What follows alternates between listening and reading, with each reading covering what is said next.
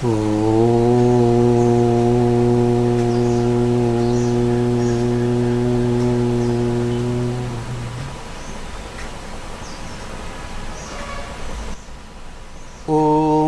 సహనావవతు సహనౌ భునక్తు సహ వీర్యం కరవావహై తేజస్వినావధీతమస్తు మా విద్విషావహై. ఓం శాంతి శాంతి శాంతి. ఓం గురుర్బ్రహ్మా గురుర్విష్ణుః గురుర్దేవో మహేశ్వరః గురురేవ పరం బ్రహ్మ తస్మై శ్రీ గురవే నమః. ఓం సర్వవేదాంత సిద్ధాంత గోచరం తమగోచరం గోవిందం పరమానందం సద్గురుం ప్రణతోస్మ్యహం. వివేక్ చూడమని 339 శ్లోకాల వరకు నిన్న చెప్పుకున్నాం. అంతర్బహిః స్వం స్థిరజంగమేషు జ్ఞాత్వా ఆత్మానః ఆధారతయా విలోక్య స్థావర జంగమైనటువంటి సర్వజీవరాశులలో లోపల బయట అంతటా వ్యాపించున్నటువంటి ఆత్మస్వరూపాన్ని తెలుసుకొని దాన్ని బాగా గ్రహించి అఖిల ఉపాధి త్యక్త్వా ఉపాధులతో తాదాత్మ్యాన్ని వదిలిపెట్టి అఖండ రూప ఏకమైనటువంటి పూర్ణాత్మన అంతటా నిండి ఉన్నటువంటి ఆత్మస్వరూపాన్ని ఎవరైతే స్థిర ఆత్మస్వరూపంలో ఎవరైతే స్థితిలో ఉన్నారో ఏష ముక్త అతడే ముక్తుడు అని అనబడతాడు. ఎక్కడుంది ఆత్మ? ఒక్కటే ఉంది, అంతటా ఉంది, అన్నింటిలో ఉంది. ఆత్మ మాత్రమే ఉంది. విచిత్రాతి విచిత్రం. అంతటా ఉంది, అన్నింటిలో ఉంది, అదే ఉంది, అస్సలు కనిపించదు.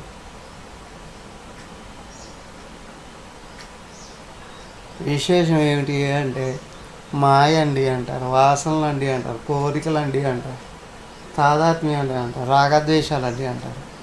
విచిత్రం. ఆత్మ ఎందుకు కనిపించదు అని అంటే ఆత్మను చూడాలి అని లేదు కాబట్టి కనిపించదు.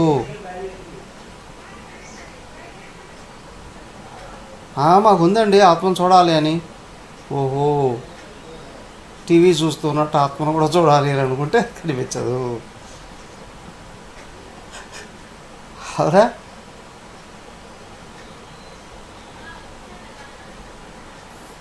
అది కనిపించాలి అంటే ఈ ప్రపంచంలోనికి ఏ విషయం మీద తాదాత్మ్యం లేకపోతే ఆత్మీయమైనా అదెట్లా వీలవుతుందండి? No problem.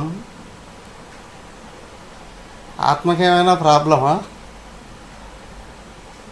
ఏ లేదు. మరి ప్రాబ్లం ఎవరికి? మాకే ప్రాబ్లం అండి. సో కాబట్టి ఆత్మదర్శనం కావాలంటే ఆత్మయే కావాలి. త్యక్త్వా అఖిల ఉపాధి. ఈ ఉపాధులతో లోపల బయట ఈ శరీరమునో బుద్ధులతో తాదాత్మ్యాన్ని అహంకారము అని చుట్టూ ఉన్న వాటితో తాదాత్మ్యాన్ని మమకారము అన్నారు. ఈ రెండు తెగితే అఖండ రూప పూర్ణాత్మన తగ్గుతూ ఉన్నాయి అంటే లోపల పెరుగుతూ ఉంటుంది. బయట కంప్లీట్గా పోయింది అంటే లోపల అంతా నువ్వే ఉన్నావు. ఏమండి అంతా ఒకవేళ వదిలేస్తే అది దొరుకుతుందని నమ్మకమా? అనుమానం ఉన్నవాడికి అస్సలు లభించదు. ఎందుకంటే బయట ఇంకా ఏదో కోరుకుంటున్నావు అని. క్లియర్ చేసుకోకుండా అడిగేస్తే ఎట్లా అండి? అదే నువ్వై ఉన్నావు. ఒకవైపు దాని గురించి అధ్యయనం చేస్తూ ఇంకొక వైపు బాహ్యమైన ఉపాధులతో తాదాత్మ్యాన్ని తగ్గిస్తూ వస్తున్నావా? స్పష్టంగా నీకు కనిపిస్తుంది.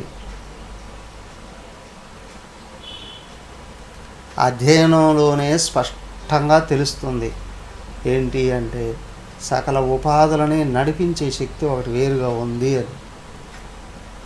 అదే చెప్పారు, స్థావర జంగమం స్థిరజంగమేషు. జంగమం కదిలేటువంటివి, క్రిములు, కీటకాలు, పశువులు, పక్షులు, మనుషులు కదులుతూ ఉన్నటువంటి జంగమం. గడ్డిపూసల దగ్గర నుండి మహావృక్షాల వరకు కదలలేవు. అన్నిట్లో ఉన్నటువంటిది అది ఒక్కటే. అంతర్బాహి, లోపల ఉన్నది బయట ఉన్నది అంతా ఒకటి. సముద్రం దగ్గరికి వెళ్ళి కూర్చుంటే నీటిని చూడరు, నీటిపైన కదలికలను చూస్తారు. అలాగే వస్తువుగా ఏర్పడింది ఏదా ఎవడు చూడ్డు, వస్తువులో కదలికల్ని చూస్తాడు, వస్తువులో కలిగే మార్పుల్ని చూస్తుంటాడు.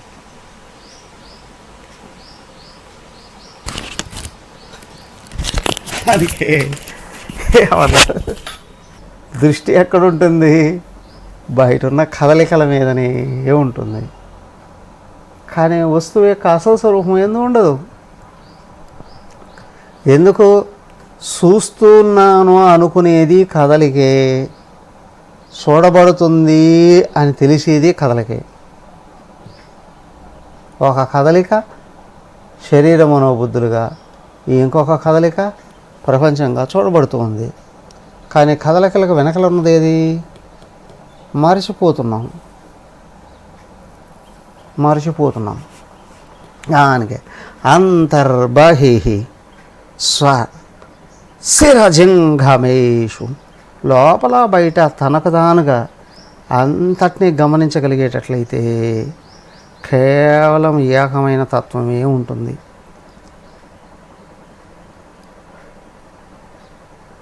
పిండములో అది అసలు ఎందుకు? లోపల వీర్యంలో అది ప్రవేశిస్తేనే పిండం తయారయ్యేది. అది లోపల ఉంటేనే ఆ పిండం చితికి శిశువు కూడా తయారయ్యేది. అది లోపల ఉంటేనే జననం అనేది కూడా జరిగేది. అది ఉన్నంత వరకే పెరగడం అనేది జరిగేది. ఎప్పుడైతే అది వదిలేసిందో వస్తువే కనిపించకుండా పోతుంది. వస్తువే మరి అట్లయితే జడమైనటువంటి వస్తువులు ప్రపంచంలో అనేకం ఉన్నాయి కదండి. వాటిలో కూడా సత్తా రూపంలో ఉంది కాబట్టి అవి వ్యక్తం అవుతున్నాయి. సినిమా చూస్తున్నారు, తెర లేకుండా సినిమా చూడండి, కనిపిస్తాయా? జీవరాశులు కనిపిస్తాయా? లేదు. జడమైన వస్తువులు కనిపిస్తాయా? లేదు. నీకు అక్కడ తెర ఉంటేనే అన్ని వస్తువులు దాని మీద కనిపిస్తూ ఉన్నాయి. కనిపించే వస్తువులన్నీ కేవలం ఆ లైట్కు వెనుకున్న నీడలు మాత్రమే. తెర మీద లైట్, ప్రొజెక్టర్ లైట్ ఆన్ చేస్తాడు, తర్వాత ఫిల్మ్ స్టార్ట్ చేస్తాడు. అవునా? తెర ఉంది, లైట్ ఉంది. ఈ లైట్ తెర మీద పడింది, తెర కొంచెం కనిపిస్తుంది మొదట, ఆ తర్వాత సినిమా స్టార్ట్ అవుతుంది. ఫిల్మ్ తిరగడం, ఫిల్మ్లో ఉన్న మరకలు ఏవైతే ఉన్నాయో అక్కడ తెర మీద ప్రపంచంలాగా కనిపిస్తాయి. అలాగే చూడబడేది సత్తా, చూసేది చిత్తు. మరి అనేకంగా కనిపించే ప్రపంచం ఉంది, కారణ శరీరంలో ఉన్న మరకలే, వాసనలే. అవి శుద్ధం చేస్తే అస్సలు ఏదో గుర్తించడానికి అవకాశం ఉంది. ఆపితే అది నువ్వే అని తెలుస్తుంది. నువ్వు మాత్రమే. పూర్ణాత్మన సంస్థిత, వేరేం లేదు. సర్వాత్మనా బంధ విముక్తి హేతు సర్వాత్మభావాన్న పరోస్తి కశ్చిత్ దృశ్యాగ్రహే సత్యోపపద్యతే సౌ సర్వాత్మభావోస్య సదాత్మనిష్ఠయా.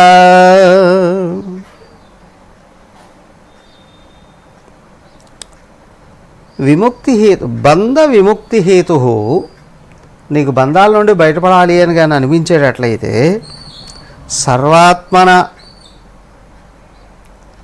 సర్వాత్మభావాత్ నా పరోస్తి కశ్చిత్. సర్వాత్మన బంధ విముక్తి హేతు, అంతటిని ఒక్కటిగా భావిస్తేనే బంధ విముక్తి హేతు, బంధాల నుండి బయటపడేటువంటి అవకాశం. సర్వాత్మభావాత్ అంతా ఒకటే అనేటువంటి దానికంటే పరహ కశ్చిత్ న అస్తి, ఇక వేరే ఏది లేనే లేదు ముక్తుడు కావాలి అని అనుకునేటట్లయితే మార్గం. దృశ్య అగ్రహే సతి ఉపపద్యతే అసౌ. దృశ్య అగ్రహే, ఇదిగో కనిపిస్తూ ఉన్నటువంటి ఈ దృశ్యాన్ని కానీ నువ్వు పక్కకు దొయ్యగలిగితే అప్పుడు ఉపపద్యతేసు, దాన్ని గుర్తించవచ్చు. సర్వాత్మభావ అస్య సదా ఆత్మనిష్టయ. నువ్వు దృశ్యాన్ని బయటకు పక్కకు తీయాలి అని అనుకున్నా వెనకలో ఉన్న ఏకత్వాన్ని గుర్తిస్తేనే దృశ్యం వాటికి పక్కకు వెళుతుంది. ఇక్కడే భగవంతుడు మనకి ఎక్కడో చోట లింక్ ఏర్పరుస్తాడు. అవునా? ఒకటి ప్రస్థానత్రయమే శాస్త్రం, రెండు ఆచార్యుడు. పరమాత్మ అనుగ్రహంతో ఆచార్యుడి చేత శాస్త్రాన్ని అధ్యయనం చేస్తున్నాము అని అంటే ఆత్మభావం లేస్తుంది పైకి. లోపల బీజం పడుతుంది, లేస్తుంది. దాన్ని సంరక్షణ చేసుకో అని వెళ్ళగలగాలి. ఈ శాస్త్రం అనుమానించినా ఆచార్యాన్ని అనుమానించినా లోపల కట్ అయిపోతుంది, భేదభావం కనిపిస్తుంది.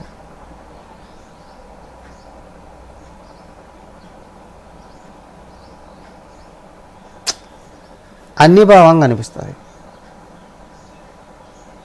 భగవంతుడు అన్యంగా ఉన్నాడు అనుకున్నా, ఇష్టమైన దేవుడు అన్యంగా ఉన్నాడు అనుకున్నా, మన గురువు అన్యంగా ఉన్నాడు అనుకున్నా, ప్రపంచం అన్యంగా ఉన్నాం అనుకున్నా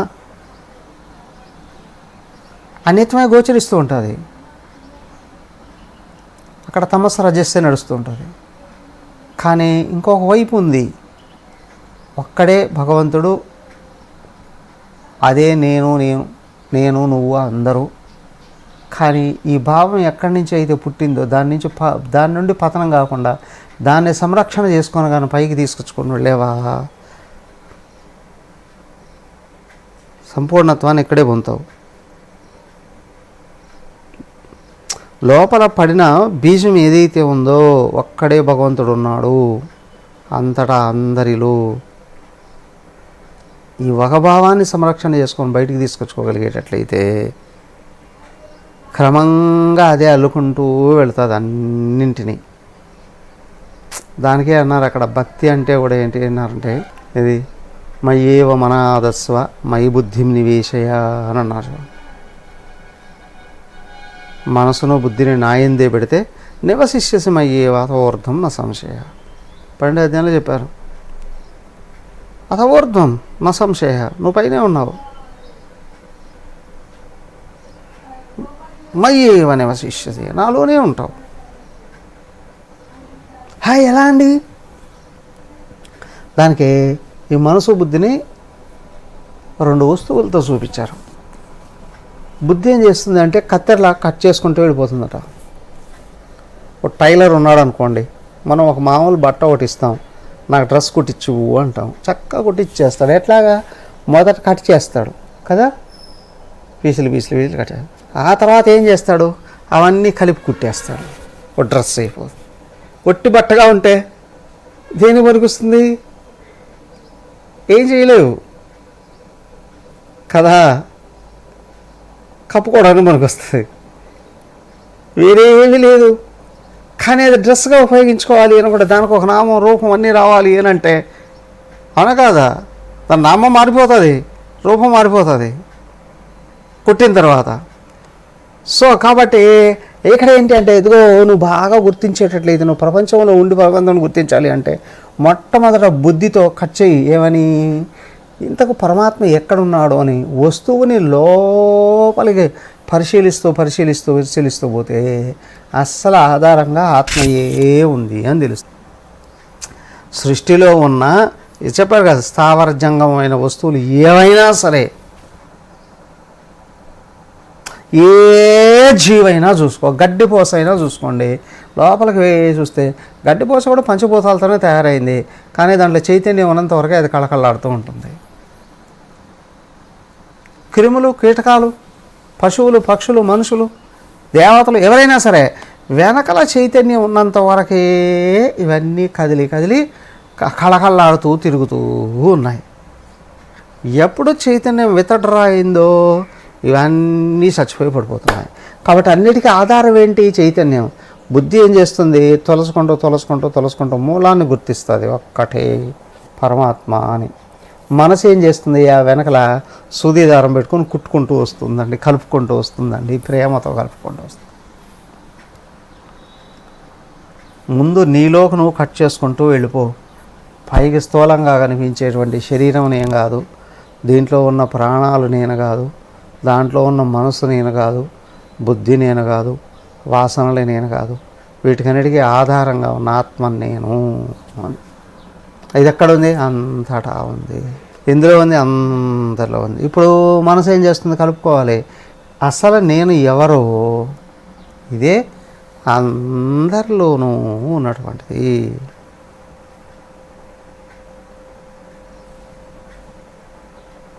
వేరుగా వేరొకటి లేనే లేదు.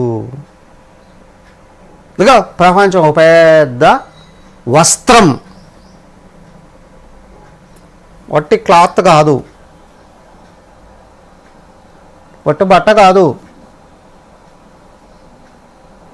వాడుకోవడానికి రెడీ అయిన వస్త్రం. వస్త్రం వాడుకునే వస్త్రం చూస్తే ఏమో షర్ట్ అనుకోండి, దానికి రెట్టలు ఉంటాయి, కాలర్ ఉంటుంది, అవునా, బటన్స్ ఉంటాయి, కచాలు ఉంటాయి, జేబులు ఉంటాయి, పక్కన అన్నీ ఉంటాయి కదా. ఒట్టి పట్ట తీస్తే ఏముండదు, కనిపించదు, దాంట్లో వస్త్రం కనిపించదు. అలాగే ఏంటంటే ఈ మనసు బుద్ధి ఏం చేయాలి అని అంటే కత్తెరలాగా బుద్ధి కట్ చేసుకుంటూ వెళ్ళి అస్సలు నేను ఎవరో గుర్తించాలి. ఈ నేను చూస్తే అందరిలో ఉన్నది ఇది ఒకటే. బాహ్యంగా ఉన్నటువంటి శరీరాలు వేరుగా అనిపించిన అంతర్గతంగా ఉన్నటువంటిది స్థూలమైనటువంటి దేహాలకు కూడా మూలం పంచభూతాలే. కానీ అందరిలో జీవుడుగా ఉన్నటువంటి వాడు ఏకమైన పరమాత్మ. పంచభూతాలకు కూడా మూలం అక్కడి నుండి. పంచభూతాలు తన్మాత్రలు గుణాల నుంచి, గుణాలు ఆత్మలో కదలికలే. సో ఏముందయ్యా అక్కడే. అయితే దృశ్యం మీద తాదాత్మ్యం ఉన్నంత వరకు ఈ ఒక్కటి కనిపించదు. దృశ్యం మీద తాదాత్మ్యాన్ని వదిలేస్తే ఏకత్వం బయటపడుతుంది. ఇది దృశ్యాలతో దానికి రాగద్వేషాలు అని అన్నారు. స్థూలంగా చెప్పేసారు రాగద్వేషాలు అనేసారు. అదేంటంటే అట్లా అంటే నా వాళ్ళు కాని వాళ్ళు, నాకు ఇష్టమైన వాళ్ళు, ఇష్టం లేని వాళ్ళు. నువ్వు అక్కడి నుంచి నిన్ను రకరకాలుగా ఈ మనసు లోపల చేసే మాయలు ఉంది. కోతన్నా నయమే, దానికి 1000 రెట్లు కాదు 1,00,000 రెట్లుగా వ్యవహరిస్తుంది ఈ మనసు. ఉన్నట్టుండి ఒకరిని ఇప్పుడు మంచివాడు ఉంటుంది, ఇంకో క్షణంలో మంచివాడు కాదు అంటుంది. వాడు అనుకూలం ఉంటుంది, వీడి ప్రతికూలం ఉంటుంది. ఈ పాపిష్టి మనసుని గొంతు కోసాడు పారేస్తే ఈ బాధ లేకుండా పోయి అది దొరికి సావదు. అందుకే కోసాడు పారే లేకుండా ఉన్నారు. ఏమయ్యా ఈ లోపల భేద భావాల్ని చంపేయి. భేదభావాల్ని తీసేయి. ఉపాధులు ఆయన నుండి వచ్చినటివి. లోపల చైతన్యం సాక్షాత్తు ఆయనే, సాక్షాత్తు ఆయనే.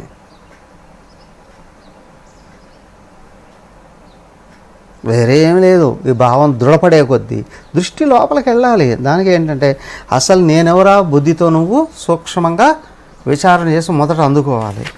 ఆ తర్వాత ఈ నేనే అందరిలో ఉన్నది అనేది గుర్తించాలి.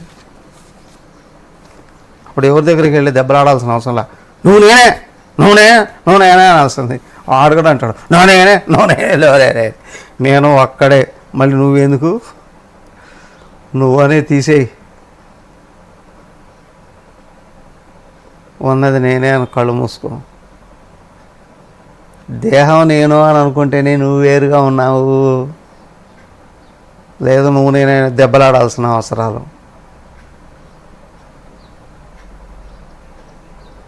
నేనుగా స్థిరపడితే ఇంకేం అవసరం లేదు. దృశ్యస్యాగ్రహణం కథన్ను ఘటతే దేహాత్మనాతిష్టదః బాహ్యార్థానుభవ ప్రసక్త మనసః తత్తత్క్రియాం కుర్వతః సన్యస్తాఖిల ధర్మ కర్మ విషయైః నిత్యాత్మనిష్టాపరైః త్వజ్ఞైః కరణీయమాత్మని సదానందేచ్ఛుభిర్యత్నతః.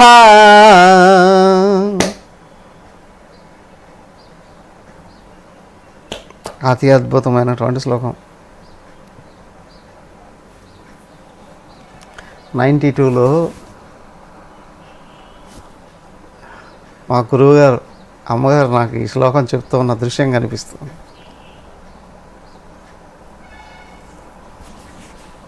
చివరికి వచ్చేటప్పటికి తత్వజ్ఞైః కరణీయమాత్మని సదా నందేచ్ఛుభిర్యత్నతః అని చదివారు. బయటకు వచ్చి ఒక ఆయన దెబ్బలాడుతున్నారు. అదేంటి ఆనంద కదా నంది అంటున్నారు, ఏంటి పదాన్ని బట్టి తీశాడు. అవునా అనుకున్నా. ఆ తర్వాత ఎదిగితే నంద అన్న ఆనంద అన్న ఒకటే, ఆనందమే. ఎవడు 92లో ఈ శ్లోకం చెప్తూ ఉండేటం దృశ్యం. సరే, ఇంతకీ విషయం ఏంటయ్యా? దృశ్యస్య అగ్రహణం కథన్ను ఘటతే దేహాత్మనాధిష్ఠత. నేను ఈ దేహము అనే భావంలో బలంగా కూర్చోన్న వాడికి దృశ్యాన్ని బయట నుంచి నీ మనసులో నుండి తోసేసే శక్తి నీకెక్కడి నుంచి వస్తుంది? నువ్వు ఈ దేహము అనే భావం కలిగి ఉన్నంత వరకు నీ మనసులో ఉన్న ప్రపంచాన్ని నువ్వు తోసేయలేవు. తోసేయాలంటే ఏం చేయాలి? నేను ఈ దేహము కాదు, అంతరంతరాలలో ఉన్న ఆత్మను, ప్రత్యేగాత్మను, అంతరాత్మను అనే విషయం నీకు తెలియాలి మొదట. బాహ్య అర్థ అనుభవ ప్రసక్త మనసః తత్తత్ క్రియాం కుర్వతః. బాహ్య అర్థ అనుభవ ప్రసక్త మనసః. నిత్యం నిరంతరం లేచినప్పటి నుంచి మేలుకో ఉన్నా, నిద్రపోతూ ఉన్నా ప్రపంచాన్ని గురించే మాట్లాడుకుంటున్నావు అనుకో. ప్రపంచాన్ని చూస్తున్న మంచి జ్ఞానేంద్రియాలతో దాని గురించే ఆలోచించుకుంటున్నాం, దాని గురించే దాని గురించే మాట్లాడుకున్నాం, దాని గురించే ప్రయత్నం చేస్తున్నాం. ఇంకేదో దూరం ఎట్టవుతుంది? అది నిన్ను మొత్తం కమ్మేసింది. జనరల్గా అంటూ ఉంటారు చూడండి, దానివల్ల పడిపోయాడు వాడు, లేదా వాడి వల్ల పడిపోయింది. ఎలా అంటారు? లోపల ఆలోచనలు మొత్తం అవే నిండిపోయి ఉన్నాయి అనే విషయం. అవునా, వలలో పడిపోయారు అని అంటే ఏమైనా అమ్మాయో అబ్బాయి లేదో ఒక వల తీసుకొని వచ్చి ఆ మనిషిని పట్టేసి ఏదో జంతువుని పట్టుకున్నట్టు పెట్టుకొని లోపల తీసుకెళ్ళి వండుకొని తినడం. ఎలా పడిపోయారు అని అంటే లోపల ఆలోచనలు మొత్తం వాళ్ళ గురించి నిండిపోయాయండి. అది అలాగే నిద్ర లేచినప్పటి నుండి మళ్ళీ నిద్రలో కూడా ఎప్పుడో కలలు కంటున్నాం, కళలో కూడా ఎప్పుడు అదే విషయాలే ఆలోచిస్తూ చర్చిస్తుంటూ ఉంటాయి. బాహ్య అర్థ అనుభవ ప్రసక్త మనస, లోపల ఆలోచనలు బయట మాటలు వ్యవహారాలు అన్నీ అవే ఉంటే తత్తత్క్రియాం క్రోధ, వాటి కోసమే ప్రయత్నం చేస్తావు ఆటోమేటిక్. సన్యస్త అఖిల ధర్మ కర్మ విషయై, నువ్వు ఆత్మను గుర్తించాలి అని అంటే ఇదిగో బయట ఉన్న ప్రాపంచక విషయాలు ఏవైతే ఉన్నా అర్ధకామాదులు ధర్మార్థకామాదులు మూడు కూడా సన్యస్త, వాటిని తాత్కాలికంగా అయినా పూర్తిగా మళ్ళీ వచ్చి పట్టుకోవచ్చా అండి, తర్వాత అవే పట్టుకుంటాయి నేను, నువ్వు లేకపోతే బతకలేము అంటే. అవునా? అఖిల ధర్మ కర్మ విషయై నిత్య ఆత్మనిష్టాపరై, ఎల్లప్పుడూ సర్వకాల సర్వావస్థల్లో నేను ఆత్మను అనే భావం ఎక్కడైతే లోపల కొనసాగుతుందో రెండవది కనిపించదు. నేను ఆత్మను అని ఎప్పుడైతే అనుకుంటున్నావో దృశ్యం విలయం అవుతుంది. ఆ భావం కొనసాగుతూ ఉంది అంటే దృశ్యమే కనిపించదు. సో ఈ భేదాలన్నిటిని వదిలేసి అని అంటే ఇక్కడ అన్నీ ఎట్లా వదిలేస్తామండి, దానికి ఏంటి అంటే మొట్టమొదట భేదాలను గురించి చర్చించడం మానాలి, మాట్లాడుకోవడం మానాలి. ఇప్పుడు సహజంగా ఇద్దరు ముగ్గురు కలిస్తే ఏం చేస్తారు, ఇతరుల గురించి మంచి మాట్లాడుకున్నారు, ఇతరుల గురించి చెడు మాట్లాడుకున్నారు. దీంట్లోనే తెలుస్తుంది. నువ్వు భేదాలను గురించి కానీ చర్చిస్తూ ఉంటే భేదాలు దృఢపడతాయి, లోపాల గురించి మాట్లాడుకుంటూ ఉంటే లోపాలు దృఢపడతాయి, మంచిని గురించి మాట్లాడుకుంటూ ఉంటే మంచి దృఢపడుతుంది. సో నీకు భేదభావాలు పోవాలి అని అంటే ఏం చేయాలయ్యా, దానికి మొత్తం వదిలేయండి. వదిలేస్తే ఎట్టంటే దానికి ఏంటంటే ఏకత్వానికి సంబంధించినటువంటి విషయం చర్చించడం పైకి తీసగలిగితే అదే ఎలా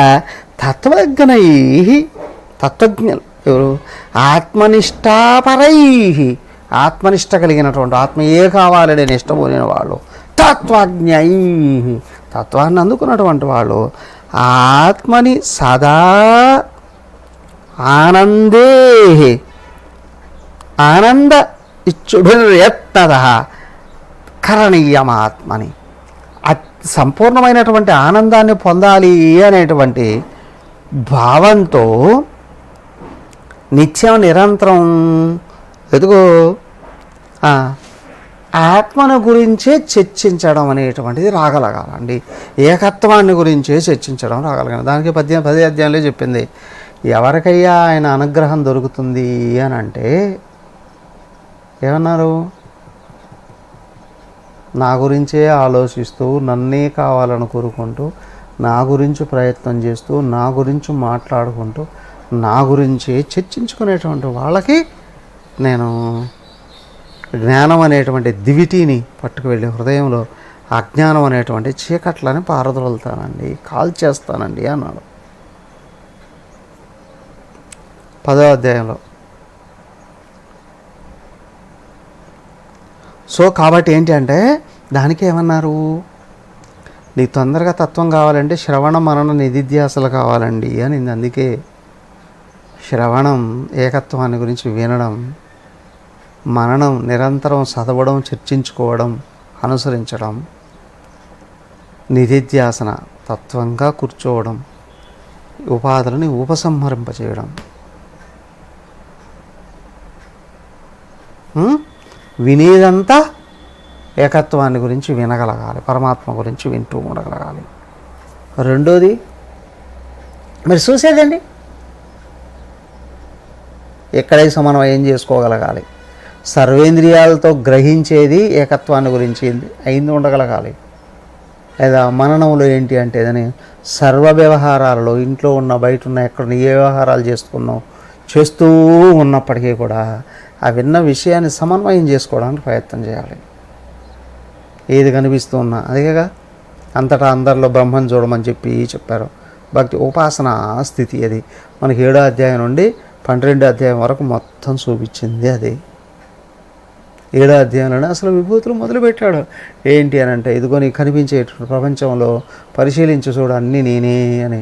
భూమి సారమైన వాసన నేనే, నీటి సారమైన తేమ రుచి నేనే, అగ్నిసారమైన వేడి వెలుతురు నేనే, వాయుసారమైన స్పర్శ కదలిక నేనే, ఆకాశం సారమైనటువంటి శబ్దము వ్యాపకత్వము నేనే చెప్పాడా. నీ మనసు నేనే, బుద్ధి నేనే చూపించాడుగా. స్థూలమైన శరీరం నేనే, కనిపించే సూర్యచంద్రాదులు నేనే. ఇంతెందుకయ్యా మత్త పరతరం నాణ్యత కించిదస్తి ధనంజయ. నాకంటే అన్యమైంది కానీ ఎక్కువైంది కానీ బ్రహ్మాండంలో ఏది లేదా 7వ అధ్యాయంలో చెప్పేశాడు కదా. తర్వాత 8వ అధ్యాయం దగ్గరకు వచ్చేప్పుడు ఏమన్నారు, నువ్వు ఏది కోరుకుంటే అది అవుతావయ్యా, ఎక్కడికి వెళ్ళాలంటే అక్కడికి వెళ్తావయ్యా.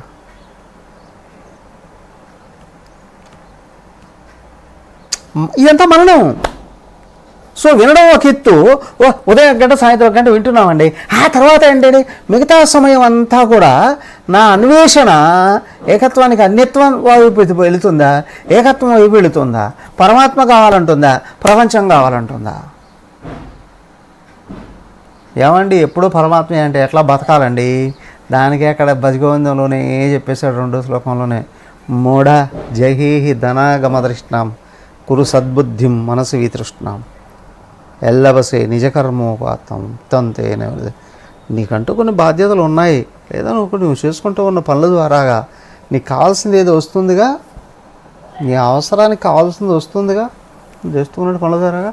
ఓకే, ఇంకా నిరంతరం దాంట్లో గురించి చర్చలు ఎందుకు, ఆలోచనలు ఎందుకు? బాధ్యతలు నిర్వర్తించుకుంటున్నావు, రావాల్సింది ఏదో వస్తూ ఉంది, నీ అవసరాలు తీరిపోతుంది. మరి నీ లక్ష్యం పరమాత్మ అయి ఉన్నప్పుడు నీ లోపల బుద్ధి తెలుసుకోవడం, చర్చించుకోవడం, మనసు కోరుకోవడం, ఇంద్రియాలు నిష్ట ఇవన్నీ ఆత్మవైపు మళ్లించగలిగేటట్లయితే శ్రవణ మనన నిధిధ్యాసన అన్న మననంలోకి ఉపాసనలు అన్నీ కూడా వస్తాయి. అర్థమైనా? ఉపాసనలు అన్నీ కూడా మననంలోకే వస్తాయి. సర్వరకాల విషయాలు ఎందుకయ్యా అంటే ఇంద్రియాలను నిగ్రహించుకోవడం, ఆత్మను గుర్తుంచుకోవడం, ఆత్మ కావాలి అని కోరుకోవడం, పూజ పారాయణ జప తప అన్నీ దితగా వస్తాయి. అవన్నీ కూడా ఏంటంటే ఇంద్రియ మనోబుద్ధులను నిగ్రహించుకుంటూ నెమ్మదిగా మళ్ళించుకుంటున్నామండి అని. వాటిలో ముఖ్యంగా ఏంటి అని అంటే కనిపించేటువంటి ప్రతి జీవరాశులు ఆయన ఉన్నాడనే భావన పైకి లేపుకోవడానికి ఇవన్నీ. రాతిలోనే చిత్రపటంలోనే దేవుణ్ణి చూసేవాడివి కనిపించే జీవరాశుల్లో చూడలేవా?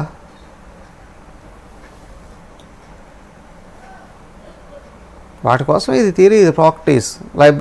ల్యాబొరేటరీలోకి వెళ్ళి ప్రాక్టీస్ చేస్తాడు ముందు, అవునా, పరీక్ష చేస్తాడు. ఆ తర్వాత బయటకు వచ్చి పరీక్ష చేస్తాడు.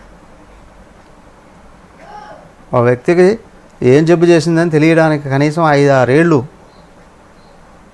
తను ఏకాంతంగా కూర్చొని క్లాస్ రూమ్లో కూర్చొని చదివి ప్రాక్టీస్ చేసి బయటకు రావాలి. డైరెక్ట్గా చేయడానికి వీల్లేదు, నువ్వు ఎంత గొప్పవాడు అయితే మాత్రం. సో కాబట్టి ఇక్కడ ఏంటి అని అంటే విన్న విషయాన్ని చదువుకొని గుర్తుంచుకొని నిత్య జీవితంలో కనిపించేటివి పరమాత్మే అని గుర్తుంచుకుంటూ లోపల మనోబుద్ధులు ఉన్నాయి, భావం సమన్వయం చేసుకోగలగాలి. అంతా ఆయనే, అంతా ఆయనే, రాగద్వేషాలతో పరిగెత్తకుండా. అదే చెప్పారు, సన్యస్త అఖిల కర్మ ధర్మ అఖిల ధర్మ కర్మ విషయ. బాహ్యంగా వస్తువు ధర్మాలు అనేకం ఉంటాయి, అవునా. దేనికోసం చేస్తున్నాం? నాకు కావాలనుకున్నా కోరిక, ఎడ తీరుతుంది సంపద. ఎట్లా సంపాదించాలి? ధర్మాలు అనేక రకాలు, విద్యుక్త ధర్మాలు, ఇది వ్యక్తి సంబంధాలు, బాధ్యతలు, అవన్నీ అవన్నీ నివర్తిస్తూ ఉన్నప్పుడు ఇవన్నీ కలిపి ఏంటి అంటే ఏకమైన పరమాత్మ కొరకు అది ఎట్లా సమన్వయం అవుతుందండి అని అడగాల్సినంత అవసరం లేదు. ఎందుకంటే ఆ గోపికలు ఏ చదువు సంధ్యలు లేవు. అవునా కృష్ణ నీకోసం ఇవన్నీ చేస్తున్నావు అన్నారు. అవునా కాదా? నీకోసం ఇవన్నీ చేస్తున్నావు అయ్యా అన్నారు. ఆ ఒక్క కోరిక కానీ ఎగిరిపోతే పుట్టలుగా లక్షల కొలది కోట్ల కొలది కోరికలు బయటకు వస్తాయి. ఆ ఒక్క కోరిక ఉంటే ఇదంతా నీకోసమే అని మిగతావన్నీ దాన్ని అనుసరించి దాంట్లో కలిసిపోతాయి. అందుకే తత్వజ్ఞులైన వాళ్ళు చెప్తూ ఉన్నారు, ఆత్మనిష్ట కలిగిన వాళ్ళు ఏంటి ఎవరు ఆత్మ కావాలి అని అనుకుంటున్నారో వాళ్ళ కోసం ఆత్మజ్ఞానం కలిగిన వాళ్ళు చెప్తున్నారు, ఆత్మని కరణీయం, ఆత్మ కొరకు అన్నీ చెయ్యి, సదా ఆనంద ఇచ్చుభి యత్నద. నువ్వు నిత్యం నిరంతరం ఆనందంగా ఉండాలి అని అనుకునేటట్లయితే ఆత్మ కొరకే చెయ్యి, అన్నీ ఆత్మ కొరకే అని గుర్తుంచుకో. ఇప్పుడు దానికి ఏంటంటే నిజానికి ఆత్మ కొరకే అన్నీ జరుగుతున్నాయి. తెలియకపోవడం వల్ల జీవితం భారం అయిపోతుంది, తెలుసుకుంటే అదే యజ్ఞం అయిపోతుందండి అనుకున్నారు.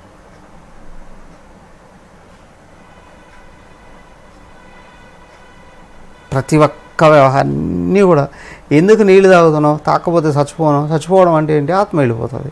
ఎందుకు తింటున్నావు, తినకపోతే చచ్చిపోను, ఎందుకు తింటున్నావు? బతకడం అంటే ఏంటి? ఆత్మ నిలబడడం కొరకు. ఎందుకు దృశ్యాలు చూస్తున్నావు? ఆనందంగా ఉంటుందని. ఎందుకు ఆనందం ఎక్కడ కలుగుతుంది? కంట్లోనా, ముక్కులోనా, చెవులోనా, చర్మంలోనా, మనసులోనా? అది కూడా జడమే కదా, దాని మొఖం దానికి ఏం ఆనందం?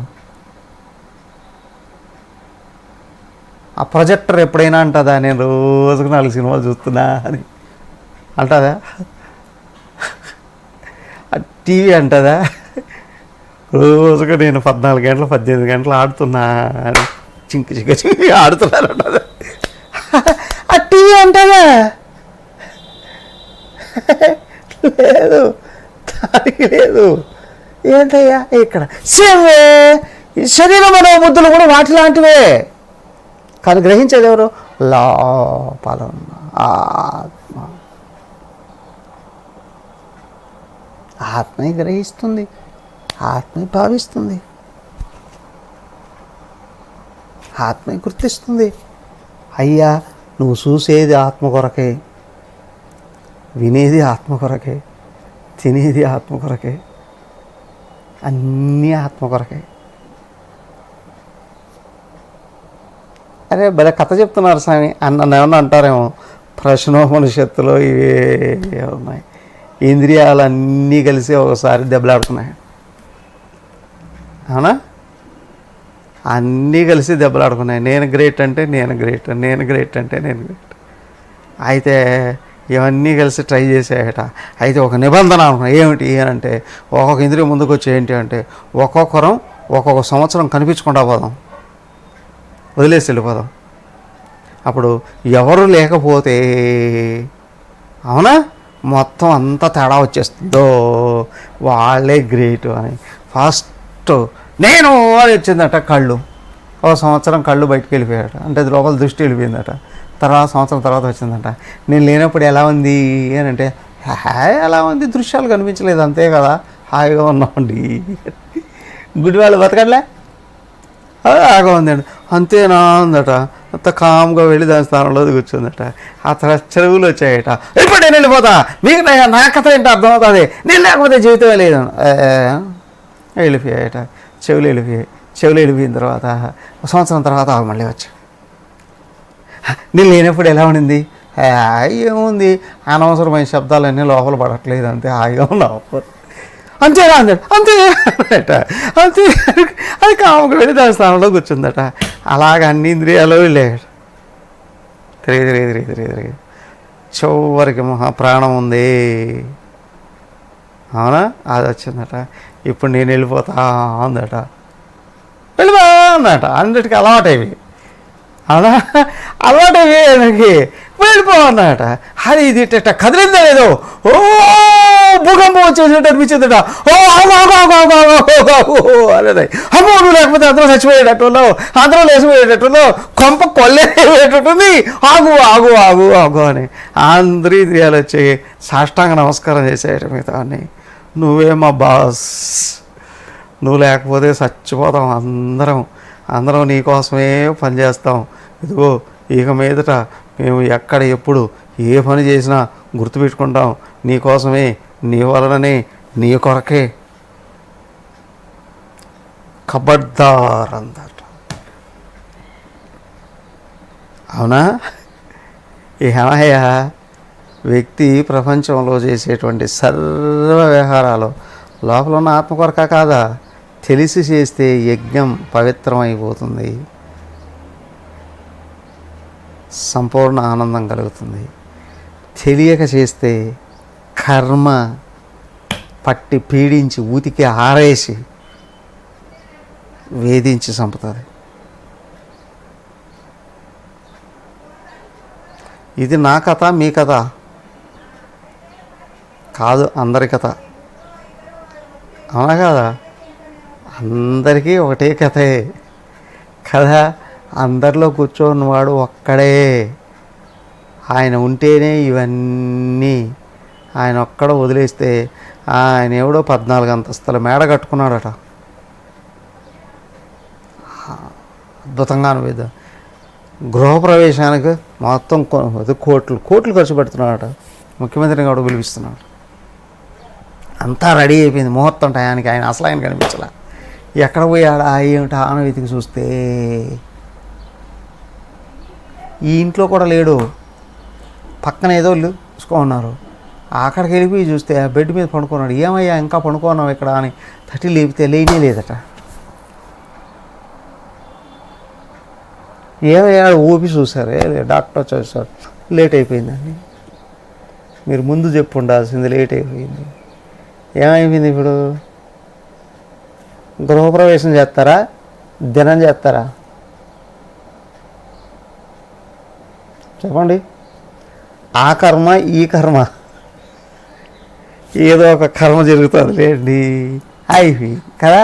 అలాగే ఏంటంటే ఈ భూమిని, ఈ ప్రపంచానంతా సింగారించి పెట్టుకుంటున్నావు నీకోసం. లోపల ఆయన వదిలేస్తే అన్నీ మట్టిపోవాలి, నువ్వేమీ చేయలేవు. అదిగో ఆయన ఉండగా ఆయన గుర్తించు. అన్నీ ఇచ్చేవాడు ఆయనే అని తెలుస్తుంది. అందరికీ ఇచ్చేవాడు ఆయనే తెలుస్తుంది. నాకు దేవుడు ఏమి ఇచ్చాడండి అట్లా మాట్లాడే ఆ పాపిష్టి 4 కూడా ఇచ్చింది ఆయనే కదా. దేవుడే ఇచ్చాడు అని అడిగా. ఆ 4 ఇచ్చింది ఎవడయ్యా? ఆ నోరుని ఇచ్చింది ఎవడయ్యా? అసలు ఆ మాట ఇచ్చింది ఎవడయ్యా? అదే కొంచెం వెనక్కి తిరిగి భగవంతుడా నాకు అన్నీ ఇచ్చావు అనుకునేటట్లయితే అవునా, ఆనందాన్ని పొందుతావు, కృతార్థుడు అవుతావు. సర్వాత్మన సిద్ధయే భిక్షో కృతశ్రవణ కర్మణ సమాధిం విదదాత్యేష శాంతో దాంతయతే శృతి. కాబట్టి ఏం చేయాలి అంటే భిక్షువైన వాడు ఎవరి కోసం చెప్తున్నారండి? ఇంతకుముందు అదే చెప్పారు, మళ్ళీ ఇక్కడ ఏదో చెప్తున్నారు. ఇది భిక్షువులకు చెప్పారండి, బిచ్చగాళ్ళకి చెప్పారా? బిచ్చగాడికి ఎవడు ఇంత ముద్దేస్తాడా అని చూస్తాడు. అవునా, వాడికి ఏం జ్ఞానం ఉంటుంది? అది కదా. భిక్షువు అంటే సన్యాసులు కదా, మీకోసం చెప్పారులేండి. అది కాదే, ఆయన కావాలి అని అనుకున్నటువంటి వాళ్ళకి కదా. సర్వాత్మ సిద్ధయే,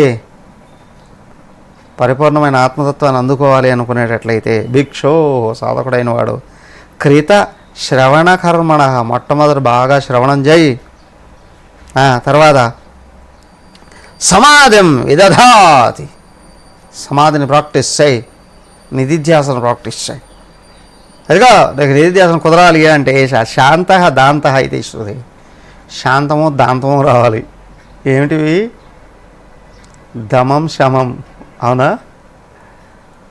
శమధమాలు కానీ నీకు పరిపూర్ణంగా ఎప్పుడైతే వస్తున్నాయో, అదే అక్కడ చెప్పింది దమం లక్షణాలు 18 అని. ఆ తర్వాత దాని అంగాలు అని అన్నారు చూడండి, శాంతి, మనసు యొక్క నిగ్రహ లక్షణం, శమం లక్షణాలు 8 చెప్పారు కదా.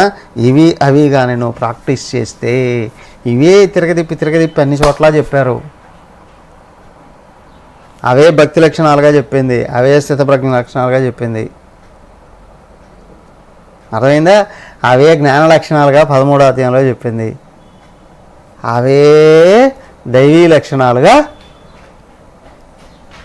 16వ అధ్యాయంలో చెప్పింది. ఇవే అన్ని చోట్ల ఉంటాయి. 20, 22, 24, 26, 30 అవే మధ్యలో తిరుగుతాయి. అవే అన్నీ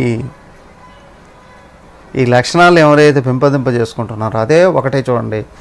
దాంతః శాంతః, దమం బాహ్యేంద్రియాలను నిగ్రహించేస్తుంది, శమం లోపల మనసుని శుద్ధం చేసేస్తుంది.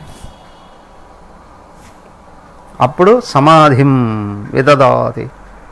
నువ్వు ఎక్కడ కూర్చుంటే అక్కడ ఆత్మ గుర్తొస్తుంది, అదే సమాధి. ది సమహ, వ్యక్తమే విషయాలు వెంట పడకుండా చూసేవాడి వెంట పడే వాడిని కనుక్కుంటుంది, ఆత్మను గుర్తిస్తుంది. అది ప్రాక్టీస్ చేయి. బాగా శ్రవణం చేసి దాన్ని పదే పదే చదువుకొని గుర్తుంచుకొని దాన్ని ప్రాక్టీస్ చేయడం ప్రయత్నం చేయి. ఇంతకు ఏం ప్రాక్టీస్ చేయాలి? ఇంద్రియాలు మనసు ఆగితే నేను ఆత్మన అని తెలుస్తుంది. అందుకే అర్థమైందా? దమో లక్షణాలు అంటే ఏంటి? ఇంద్రియాలు వాటంతటా వాడు పరుగులు తీయకుండా నిలబడు. శమో లక్షణాలు అంటే ఏంటి? మనసు లోపల పరుగులు తీయకుండా ఆగిపోవడం. అప్పుడు నువ్వు తెలుసుకొని మననం చేసేటువంటి శాస్త్రం ఏదైతే ఉందో అనుభవానికి వస్తుంది. తదాస్తు. హరి ఓం. ఓం సర్వే భవంతు సుఖినః, సర్వే సంతు నిరామయాః, సర్వే భద్రాణి పశ్యంతు, మా కశ్చిద్ దుఃఖభాగ్ భవేత్. ఓం శాంతి శాంతి శాంతి. హరి ఓం. శ్రీ గురుభ్యో నమః. హరి ఓం.